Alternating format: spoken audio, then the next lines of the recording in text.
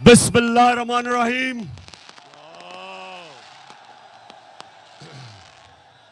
बस इय्याका नअबुदु व इय्याका नस्तईन। अल्लाह अल्लाह तेरी इबादत करते हैं, अल्लाह तेरे से मदद मांगते हैं। किसी इंसान के सामने हम अपना सर नहीं झुकाते और किसी सुपर पावर के सामने हम नहीं झुकते। हम मोहम्मद सल्लल्लाहु अलैहि वसल्लम के उम्मत, हम उसके उम्मत से हैं। हम दुनिया की सबसे अजीम लीडर, हम उसकी उम्मत से हैं। हम किसी के सामने नहीं झुकते। और सियालकोट मैं सबसे पहले तो ये जो आज हरकत की नवाज शरीफ की नून लीग ने,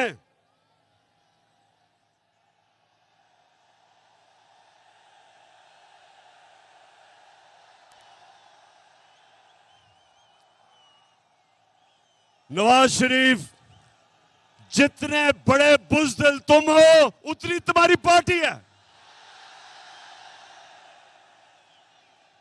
हमने एक दफा सियालकोट, हमने एक दफा नहीं कोशिश की इनके जलसे रोकने की या इनकी लॉन्ग मार्च रोकने की। हर 3 महीने के बाद ये गवर्नमेंट गिराने आते थे और तुम्हारे साथ एक तो इस मुल्क की बड़ी बीमारी जरदारी भी था और उसके अलावा जो डीजल के परमिट बेचने वाला वो भी था।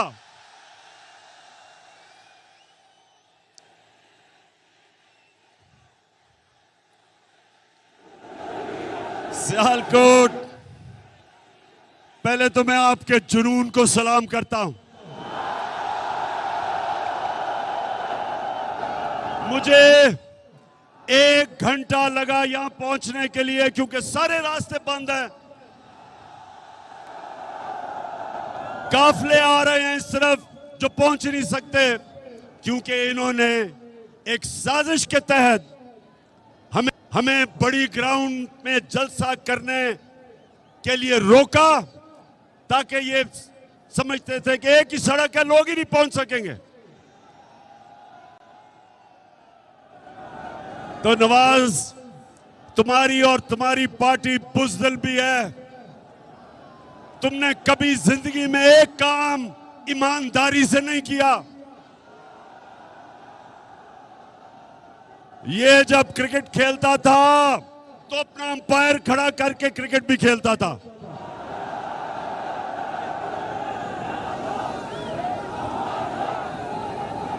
ये वो आदमी है, ना इसने बिजनेस ईमानदारी से की, ना ये इलेक्शन ईमानदारी से लड़ता है, ना इसने आज तक सच बोला। मुशर्रफ के दौर पे दुमा के भागा बाहर झूठ बोल के कि कोई मुआहदा नहीं किया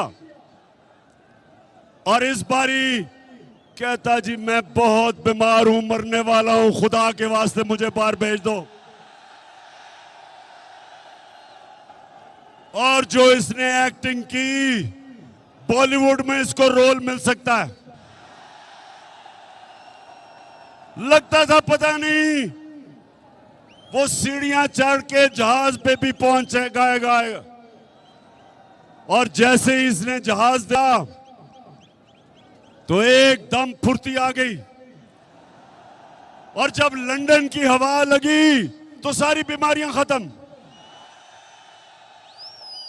और वहां बैठ के हर किस्म की पाकिस्तान के खिलाफ साजिश की इसने। और दूसरा, ख्वाजा वेंटिलेटर कहता हमारा मुल्क वेंटिलेटर पे है, इसलिए हमें अमेरिका के जूते पॉलिश करने हैं। ख्वाजा वेंटिलेटर, इस मुल्क को वेंटिलेटर पे किसने डाला? हमें तो सिर्फ 3.5 साल की हुकूमत मिली थी। तुम दोनों खानदान शरीफों के और जरदारियों के 30 साल तुमने इस मुल्क पे हुकूमत की है। वेंटिलेटर पे तो तुमने मुल्क को लूट लूट के पैसा बाहर ले जाके आज हमारे मुल्क को मकरूज किया। और फिर तुम्हारा जो cherry blossom boot polish Shehbaz Sharif, वो कहता है कि बेगर्स आर नॉट चूजर्स। मतलब कि क्योंकि हम बेकारी हैं, हमें गुलामी करनी पड़ेगी अमेरिका की। सियालकोट के लोगों, मुझे ये बताओ कि क्या आपको अमेरिका की गुलामी कबूल है? आप सबको और मेरे पाकिस्तानियों को इसलिए ना अमेरिका ना किसी की गुलामी कबूल इसलिए नहीं क्योंकि हम मोहम्मद सल्लल्लाहु अलैहि वसल्लम के उम्मती हैं। हम अल्लाह के सिवा, हमारा तो दावा है कि ला इलाहा इल्लल्लाह, अल्लाह तेरे सिवा किसी के सामने नहीं हम झुकते। और जब मुसलमान नौजवानों किसी के सामने झुकता है तो वो सबसे बड़ा शिर्क समझा जाता है इस्लाम में। हमें ला इलाहा इल्लल्लाह गैरत देता है, हमें गैरतमंद कौम है। हम इन चोरों डाकों की तरह किसी की गुलामी कबूल नहीं करते। सियालकोट, जरा अपना ध्यान रखना, गिरना पड़ना वहां से। अच्छा, सियालकोट इन्होंने कोशिश की आपको रोकने के लिए। नवाज शरीफ, तुम और 3 स्टूडेंट्स सुन लो।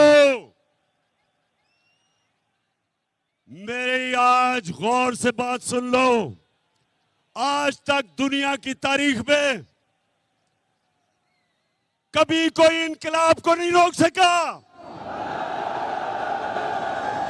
ये सियासत नहीं हो रही, ये इनकलाब आ रहा है। कौम आज तहरीक पाकिस्तान के बाद दूसरी आजादी की तहरीक के लिए अपनी हकीकी आजादी के लिए कौम बाहर निकल रही है। और इसको ना तुम रोक सकते हो गीदड़ नवाज लंदन में बैठ के, ना ये तुम्हारा बूट पॉलिश करने वाला मुजरिम भाई रोक सकता है, ना उसका करप्ट बेटा रोक सकता है, और ना वो 18 कत्ल करने वाला इंटीरियर मिनिस्टर रोक सकता है। इसको कोई ताकत नहीं रोक सकती। और आज गौर से सुन लो, हम हमेशा, मेरी जमात ने हमेशा पुरअमन एहतजाज किया है। इंशाअल्लाह जब हम इस्लामाबाद पहुंचेंगे हम पुरअमन रहेंगे। लेकिन ये गौर से सुन लो कि अगर तुमने जो आज हरकत की है, अगर तुम ये हरकत करोगे और इंतशार फैलाने की कोशिश करोगे तो तुम्हें किसी को छुपने की जगह नहीं मिलेगी पाकिस्तान में। मैं आज अब सियालकोट के लोगों जरा गौर से मेरी बात सुनना, आराम से पहले बात सुना मेरी।